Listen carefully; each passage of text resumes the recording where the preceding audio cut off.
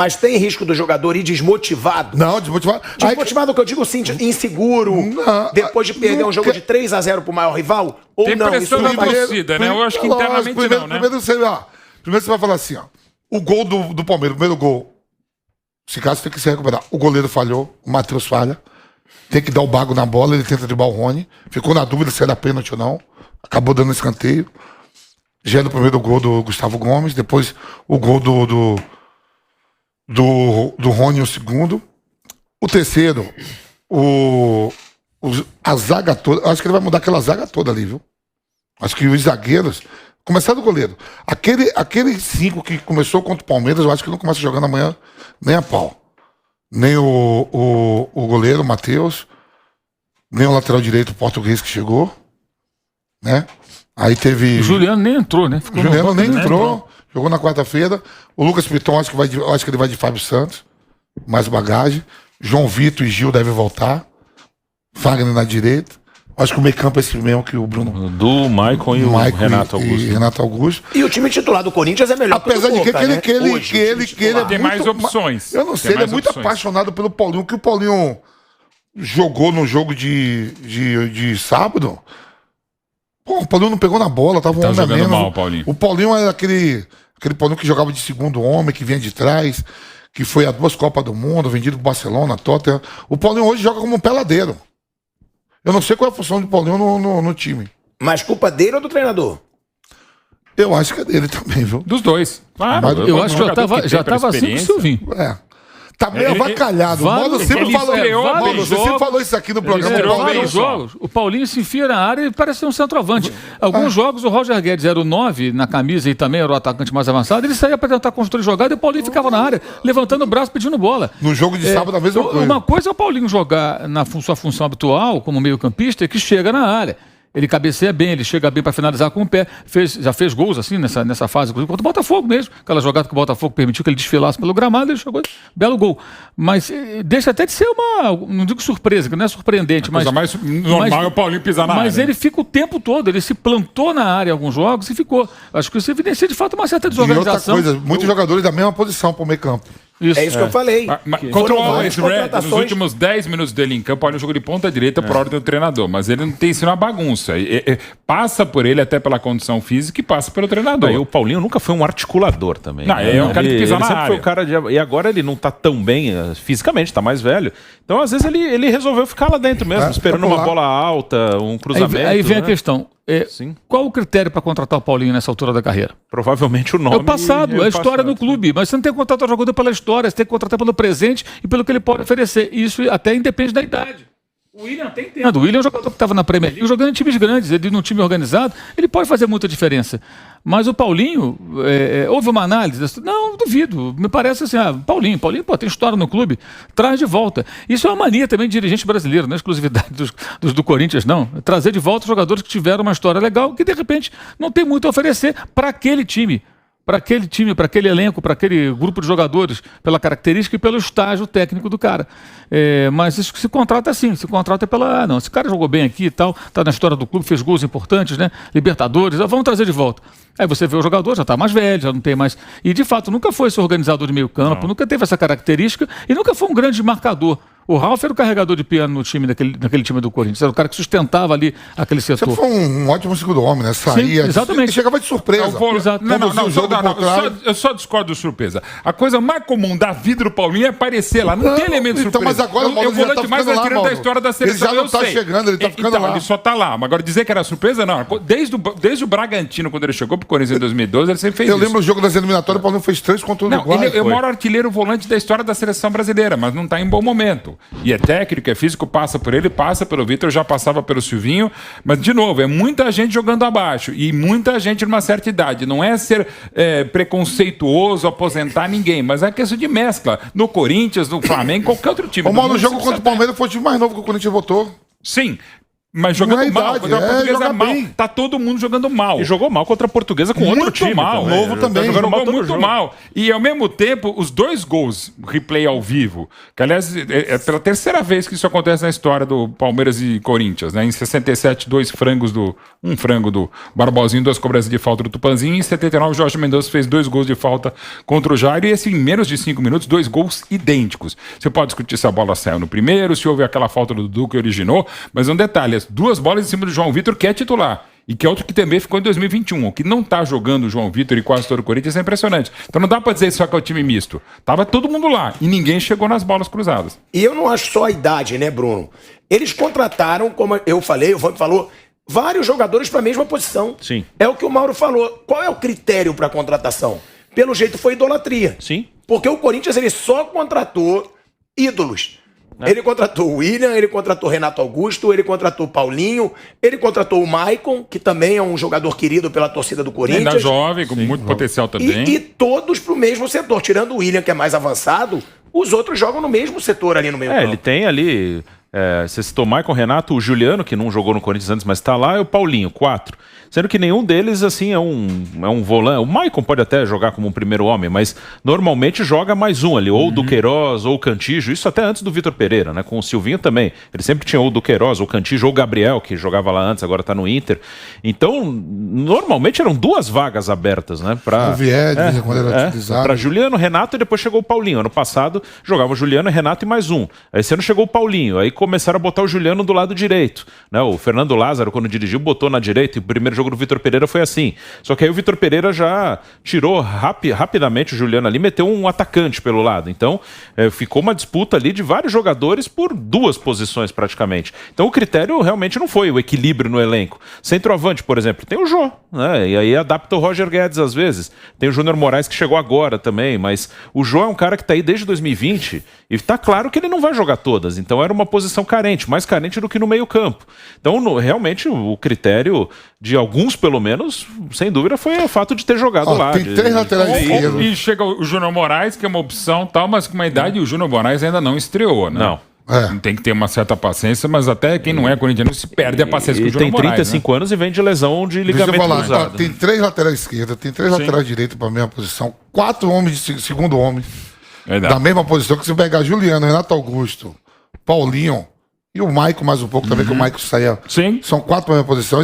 Aí na própria coletiva ele falou assim, ó, o Roger Guedes quer jogar no mesmo lugar que o Willian. Quando o Roger Guedes fez 3 gols contra o Avaí, foi lá e falou para ele, viu onde eu jogo? Tá bom, se o senhor quer jogar aí, então você vai disputar com o Willian. O Bruno Melo mesmo, você citou os laterais esquerdos. O cara veio esse ano, do Fortaleza. Quando ele chegou, eu pensei, vou emprestar o Piton. Não, Ficou 3. ali. Veio mais um lateral direito agora em Portugal. 3 E tem o João Pedro, João Pedro. que tá mal, mas enfim. 12h26, break na Rádio Jovem Pan. Seguimos no YouTube e na TV Jovem Pan.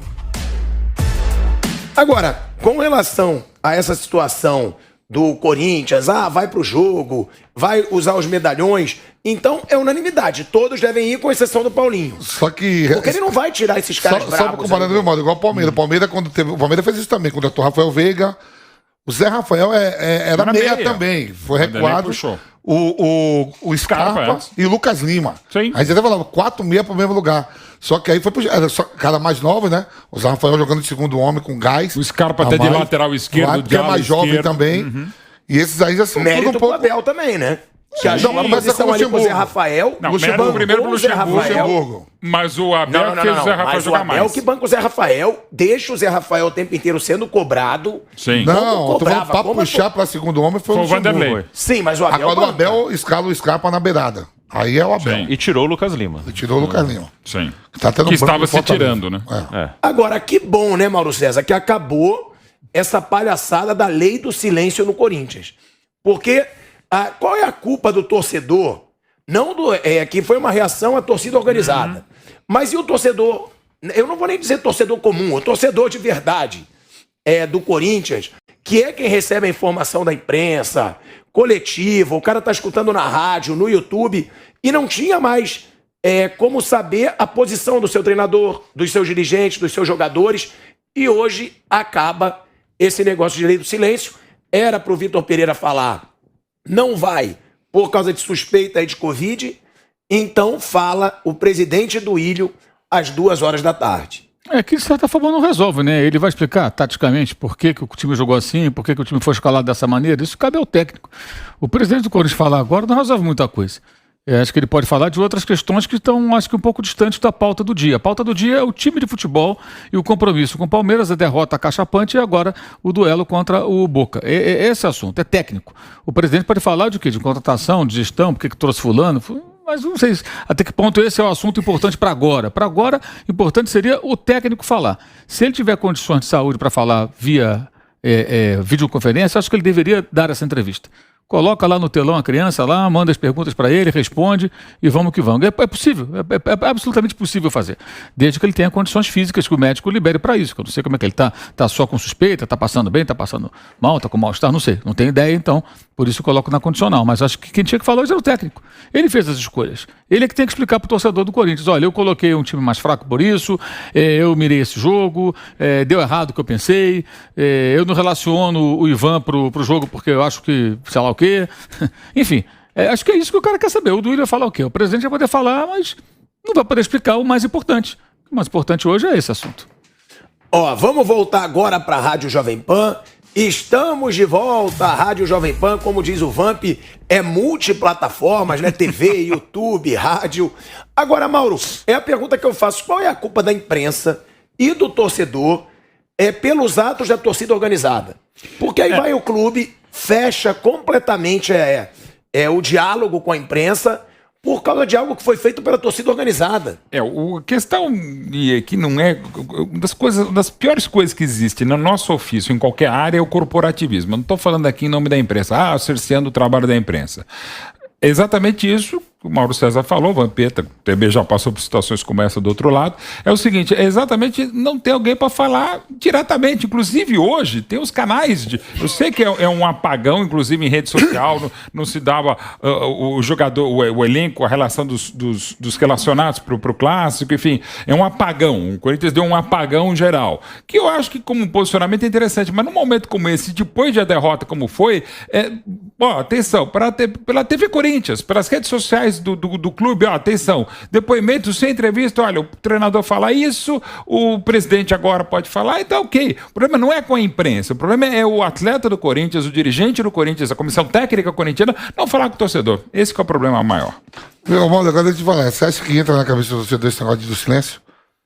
Pro torcedor? Sim, se perder amanhã, você acha que o torcedor se preocupou, ficou dois dias sem falar? Não, e se ganhar, beleza. Por exemplo, a Itália fechou, na Copa de 82 fez um silêncio stampa, porque o time estava mal, era extremamente criticado porque estava muito mal, e para piorar, para variar, o Léo Dias, italiano, lá em 1982, apareceu uma foto na concentração em Barcelona.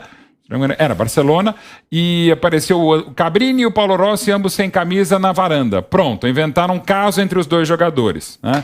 E aí o Dino Zoff, que era o capitão, falou o seguinte: não vamos falar com mais ninguém, porque o nível baixou total, só eu como capitão vou falar. E no silêncio estampa eles ganharam a Copa do Mundo, sem falar com a imprensa. Não importa, o jogador precisa falar pela bola, não pela boca. Agora tem momentos, e eu acho que até naquele momento era interessante, porque havia um exagero tipicamente italiano, e estava indo para uma questão muito além de campos, um total desrespeito sobre a intimidade do atleta e sobre suposição, acho que vale. Mas nesse momento, não precisa dar entrevista, mas vai o Vitor Pereira, grava 5, 10 minutos de vídeo, olha, isso tal, o presidente acabou, para não criar um clima como esse. Vamp, eu concordo que pro torcedor não vai fazer muita diferença, mas se virar moda, daqui a pouco todo mundo para de falar e o torcedor para de ter acesso a qualquer coisa que o treinador vai falar, que o jogador vai falar.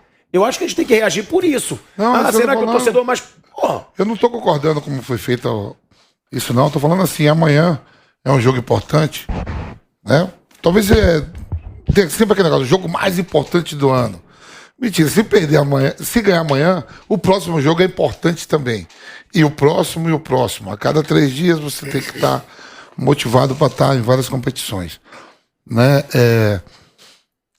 Eu estou falando assim, qualquer resultado negativo, esse torcedor que não viu eles falando, vai falar amanhã. Vai criticar de novo. É isso que eu tô falando, vai ter de novo.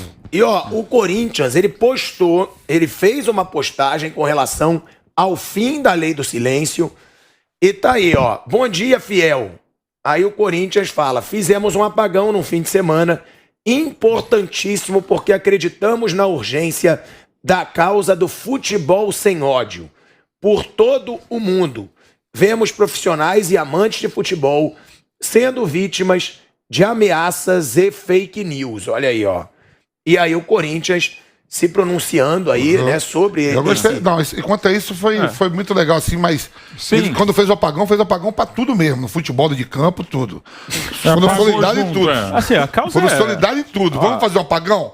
Apagamos já contra o principal rival, já apagamos tudo geral. A Portuguesa Carioca também. A causa é muito justa, assim, eles até botam ali umas notícias das agressões, que a gente fala aqui toda hora, eu li ali que tinha do Bahia lá com o Danilo, tinha uma do envolvendo São Paulo, que eu consegui ler ali. Mas assim, eu acho ótimo que os clubes se posicionem aí, ó, tem o Edenilson do Inter, um monte de coisa, mas a Inglaterra, na Alemanha, mas o problema é que, assim, eu não consegui ver nenhum efeito muito prático nesse protesto ali do Corinthians. Eu acho que os clubes eles poderiam ter atitudes conjuntas, também não adiantaria um clube tomar uma atitude muito forte, mas sei lá, assim, a causa é justa, mas não vejo, isso aí acho que não vai mudar nada. Amanhã ninguém lembra mais o que aconteceu, esse apagão aí, não vai mudar absolutamente nada. E tudo o que a gente discutiu sobre revezamento e também sobre essa questão, tudo, como sempre aqui, vai depender do resultado. Se ganhar do Boca, ninguém lembra mais que revezou com o Palmeiras. Se tivesse ganhado, ia ser legal. Ganhou, não fez troça. O apagão tá dando mais repercussão a derrota pro Palmeiras do que esse próprio apagão aí. Ó. Sim.